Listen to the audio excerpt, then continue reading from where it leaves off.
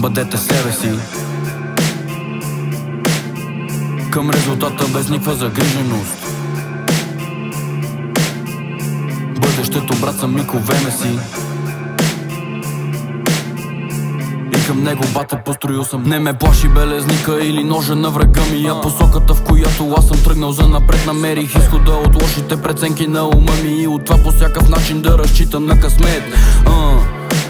Метнах монетата, за да реши моята дилема. Аз самия съм хлапен, но пак се дразна на хлапетата и гледните им точки, брат, не мога да приема. Някакви путки искат да ме умотаят, ама вече, бате, бил съм в този капан. Отново няма как да скоча, може би не се досеща, че игричките им знам и даже от 10-тия път не съм научил. Аз урока си говоря за живота си, най-вече за нещата, които ме тормозят. Срап, освобождавам си главата, каквото ме тормози, бате, върху листа си написвам просто и искам да бъда, бате, този, който искам. Ушите ми не знам дали са счупени от чудото или от това, че просто всеки ден си слушам песните. Момента, в който сложиш фокуса над себе си, разбираш, че жените, които гониш, стават лесни. Не разбирам вашите драми, не разбирам вашите клюки, ама явно да шептиш за някой вече е на мода. Буди яростта ми това, че правят се на тъпи путки, но това е само част от социалната отрова.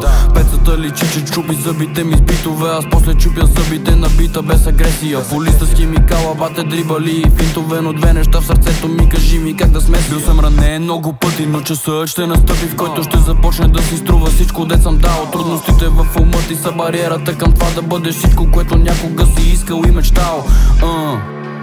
Метнах монетата, за да реши моята дилема. Аз самия съм хлапен, но пак се дразна на хлапетата и гледните им точки, брат, не мога да приема. Бъдете себе си, към резултата без никаква загриженост. Бъдещето, брат, съм миковеме си и към него, бате, построил съм мост. Метнах монетата,